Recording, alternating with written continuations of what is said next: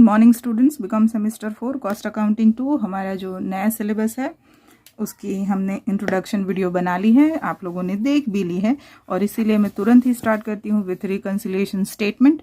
मैंने आपसे कहा था कि मैं आपको रिकन्सिलिएशन स्टेटमेंट का सम से स्टार्ट करवाऊंगी। ये जो वीडियो है रिकन्सिलिएशन स्टेटमेंट का जो सम मैं आपको करवा रही हूँ, उससे पहले चैनल पर एक वीडियो, सिर्फ एक वीडियो ही है रिकन्सिलिएशन स्टेटमेंट का, जो मैंने आज थोड़ा अपने ही चैनल को एनालाइज किया तो मुझे पता चला, लेकिन काफ़ी इंटरेस्टिंग वीडियो है। हाँ, मैं अपने ही वीडियो की तारीफ कर रही हूँ, बट सही में काफ़ी मेहनत मैंने कर ली है उस वीडियो में। आप ये सम करने से पहले उस वीडियो को देखिए जिसमें मैंने प्रोफॉर्मा स्टेटमेंट एक्सप्लेन किया है।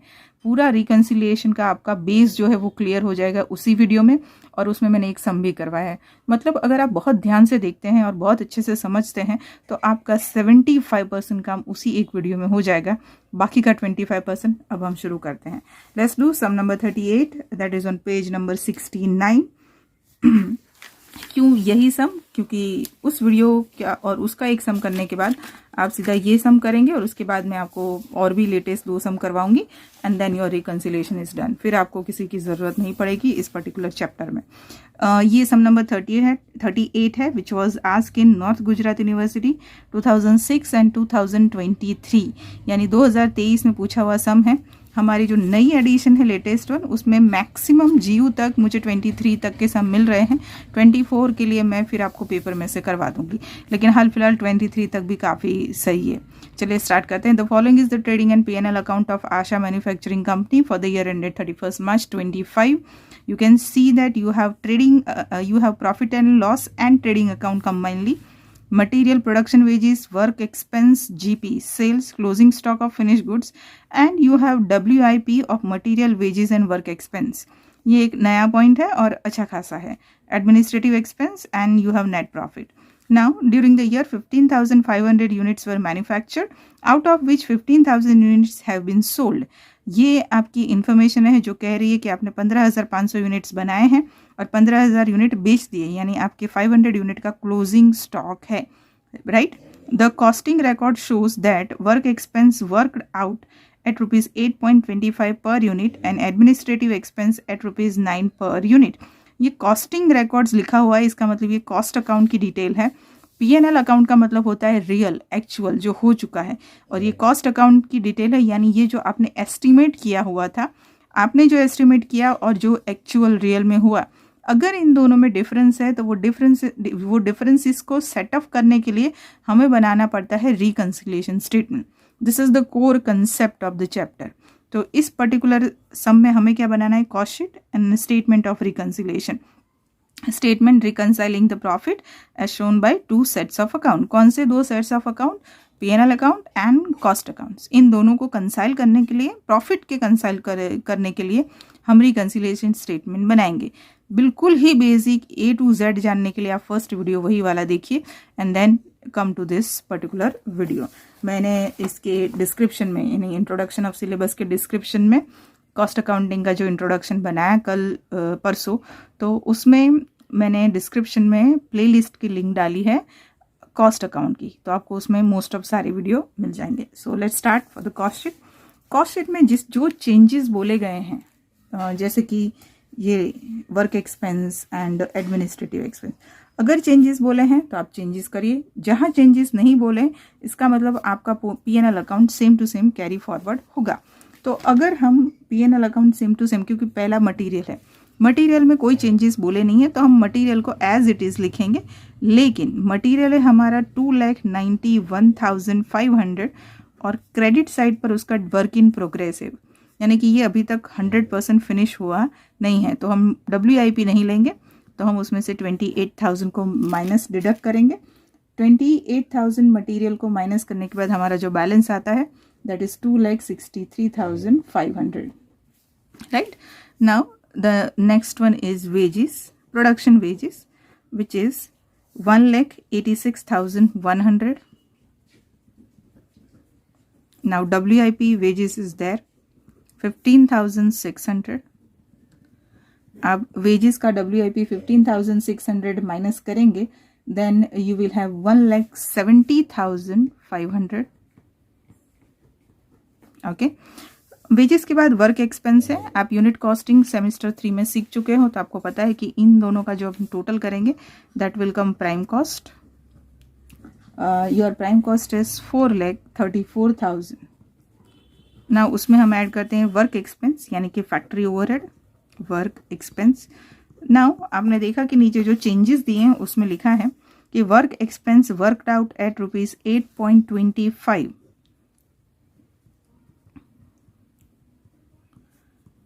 Per unit. आपके जितने भी प्रोडक्शन यूनिट है उसका, तो प्रोडक्शन यूनिट है हमारा 15,500, जिसमें से आप सेल करते हैं 15,000, यानी कि 500 will be your closing stock.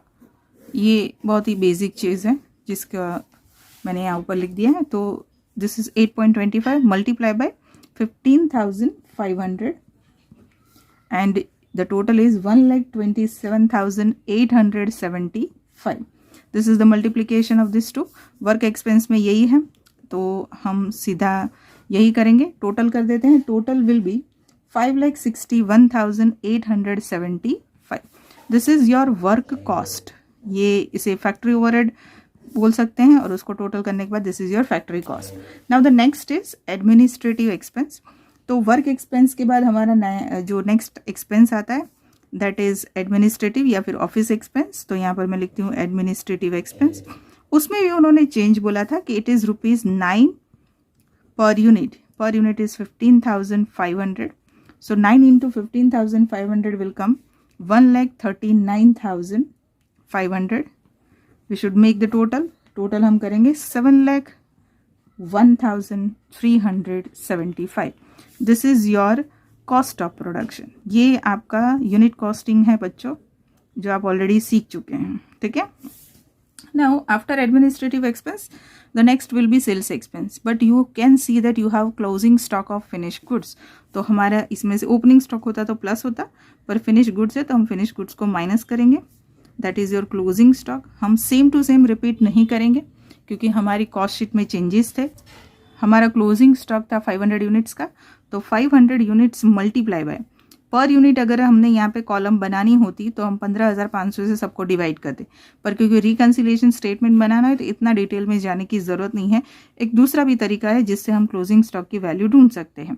कैसे? तो आपकी जो कॉस्ट ऑफ प्रोडक्शन है वो है 7,01,375 टोटल, उससे मल्टीप्लाई करिए और टोटल आपका प्रोडक्शन है 15,500, उससे डिवाइड करिए।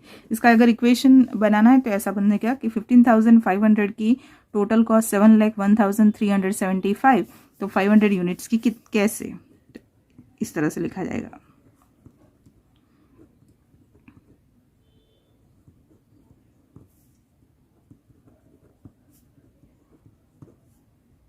राइट, ये इस तरह से लिखा जाता है। इतना लिखने की जरूरत नहीं, आप इस तरह से भी कर सकते हैं। Now your closing stock will come 22,625। आप ये इक्वेशन सॉल्व करेंगे तो ये आपकी क्लोजिंग स्टॉक की वैल्यू आएगी। हम क्लोजिंग स्टॉक माइनस करेंगे, then we have our final total cost, यानी कि COGS, cost of good sold, not total cost, ये आएगा। उसमें अगर हम सेलिंग एक्सपेंस हैं और उसे ऐड करते हैं तो हमारी टोटल कॉस्ट आएगी, लेकिन इस सम में सेलिंग एक्सपेंस है ही नहीं। आप डेबिट साइड चेक करें, आप नीचे चेक करें, कोई सेलिंग एक्सपेंस है नहीं, तो कुछ नहीं, सीधा हमारी total cost 6,78,750, that is our total cost. हमको सेल्स दिया हुआ है 7,50,000, आप सेल्स इसमें से माइनस करें, टोटल सेल्स 7,50,000, जो भी डिफरेंस है that difference is 71,250, that is your profit as per cost account. Now profit as per P&L account is 68,775. Profit as per cost account is 71,250. आपके प्रॉफिट कॉस्ट का और P&L account का दोनों ही अलग है, उसको रिकंसाइल करने के लिए हम बनाएंगे reconciliation statement. Reconciliation statement always start with profit as per cost account. जैसे मैंने कहा कि फर्स्ट वीडियो में आपको प्रोफॉर्मा समझाया है, यही पूरा मैंने आपको समझाया हुआ है, तो दैट विल हेल्प यू। तो profit as per cost account 71,250, और आपका आंसर क्या आना चाहिए? तो आपका answer profit as per P&L account. अब कैसे? तो उसमें से कुछ चीज़ें ऐड करनी है और कुछ चीज़ें माइनस करनी है। क्या ऐड करना है और क्या माइनस करना है, तो दोनों के एक्सपेंस में डिफरेंस है। कैसे? तो देखिए, हम एक्सपेंस की बात करें तो जैसे कि मटेरियल और वेजेस तो सेम है, क्योंकि मटेरियल और वेजेस में कोई चेंजेस ही नहीं। चेंजेस वर्क एक्सपेंस यानी कि फैक्ट्री ओवर में। तो यहाँ पर मैं लिखती हूँ क्या चेंजेस हैं। वर्क ओवरहेड यानी आपका फैक्ट्री एक्सपेंस। तो वर्क एक्सपेंस कॉस्ट अकाउंट के हिसाब से हमारा वर्क एक्सपेंस हुआ था 1,27,875 और P&L अकाउंट के हिसाब से हमारा वर्क एक्सपेंस है 1,40,550, राइट। लेकिन 1,40,550 और उसमें से WIP 11,700 माइनस करना है। ये WIP है, ये P&L अकाउंट के हिसाब से वर्क एक्सपेंस है। आप इसको पहले माइनस कर दीजिए ताकि हमें एग्जैक्ट पता चले कि हमारा P&L अकाउंट के हिसाब से वर्क एक्सपेंस क्या है।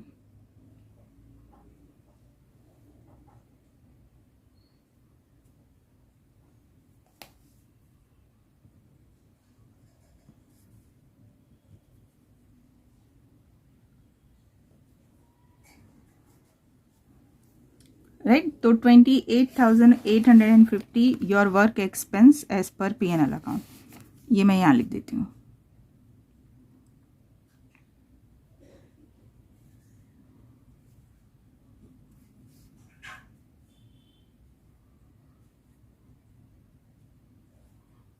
Okay, so as per P&L account your work expense is 1,28,850 और एज पर कॉस्ट अकाउंट हमने जो ढूंढा वो हमने लिख दिया।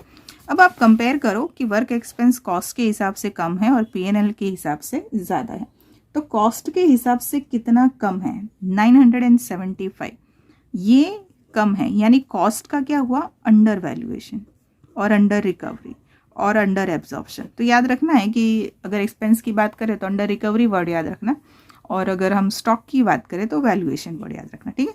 तो ये अंडर रिकवरी कहाँ पर? कॉस्ट में, कॉस्ट को ही देखना है। चलिए, उसी तरह दूसरा है ऑफिस एक्सपेंस। दो में ही चेंज है, सेल्स तो है नहीं। तो ऑफिस एक्सपेंस की बात करें तो P&L अकाउंट में हमारे ऑफिस एक्सपेंस क्या है? तो P&L अकाउंट के ऑफिस एक्सपेंस है 1,36,500। इसमें कुछ भी नहीं है, ये आप देखिए बुक में है, मैंने एज इट इज़ लिख दिया 136,500। और हमारे कॉस्ट के हिसाब से कितना है? 1,39,500। ये हमारे कॉस्ट के हिसाब से। देखिए, ये P&L और ये कॉस्ट। अब कहाँ पर ज़्यादा है? तो कॉस्ट में ज़्यादा है। कितना ज़्यादा है कॉस्ट के हिसाब से? 3,000। ये ज़्यादा है तो इसको बोलेंगे ओवर रिकवरी। कहाँ पर? कॉस्ट में। डन, ये समझ में आ गया। कॉस्ट में अगर कम है तो अंडर रिकवरी, कॉस्ट में अगर ज़्यादा है तो ओवर रिकवरी। प्लस क्या करेंगे और माइनस क्या करेंगे? तो हम प्लस क्या करेंगे? तो अगर ओवर रिकवरी यानी कि आपने ज़्यादा लिख दिए एक्सपेंस तो आप प्लस करेंगे। Over recovery of office expense, office expense की ओवर रिकवरी थी, कितनी थी? तो 3,000। और अंडर रिकवरी किसकी थी? तो अंडर रिकवरी वर्क एक्सपेंस की थी। तो अंडर रिकवरी माइनस करते हैं, under recovery of work expense, और वो कितनी थी? 975। एक और चीज़ में चेंज आया था, दैट इज़ स्टॉक। तो मैं यहाँ पे लिखती हूँ क्लोजिंग स्टॉक। अब P&L के हिसाब से क्लोजिंग स्टॉक क्या है? तो P&L के हिसाब से क्लोजिंग स्टॉक है 18,125 और क्लोजिंग स्टॉक कॉस्ट के हिसाब से क्या है? ये रहा क्लोजिंग स्टॉक 22,625। कहाँ पर ज़्यादा है? कॉस्ट में ज़्यादा है। कितना ज़्यादा है? 4,500, ये ज़्यादा है। This is over valuation, right. किसका? क्लोजिंग स्टॉक का। Over valuation of closing stock minus होता है। अब आप बोलो मैम क्यों माइनस होता है, आपने क्यों इसको प्लस किया? फर्स्ट वीडियो, उसमें सारे सॉल्यूशन आपको मिलेंगे। और वैल्यूएशन ऑफ क्लोजिंग स्टॉक, और वैल्यू है 4,500। सिंपल तरीका है याद रखने का, एक्सपेंस का ओवर रिकवरी प्लस होता है, क्लोजिंग स्टॉक का ओवर वैल्यूएशन माइनस होता है, और कुछ है ही नहीं। बस 3,000 यहाँ पर आप प्लस करिए, 74,250 और इन दोनों का टोटल है 5,475। इसको हमें माइनस करना है 68,775। This is your profit as per P&L account. Check करना है 68,775 profit as per P&L account. Profit as per P&L account ये आ जाना चाहिए। ये आपका इसी तरह से ही आना चाहिए कि it will be start as per cost account, it will be ended as per P&L account. आपका क्वेश्चन सही है गलत उसी वक्त आपको पता चल जाएगा। This is your sum number 38, a good question for 10 marks. आपका जो पेपर है उस हिसाब से इसी तरह से यूनिवर्सिटी में क्वेश्चन पूछे जाते हैं। ओके अगर आपको कोई डाउट है कमेंट्स में पूछिए और फर्स्ट वीडियो देखने के बाद ही इसको देखिए, आपके most of the doubts clear हो जाएंगे। मिलते हैं नेक्स्ट वीडियो में, that is again for reconciliation. Bye bye.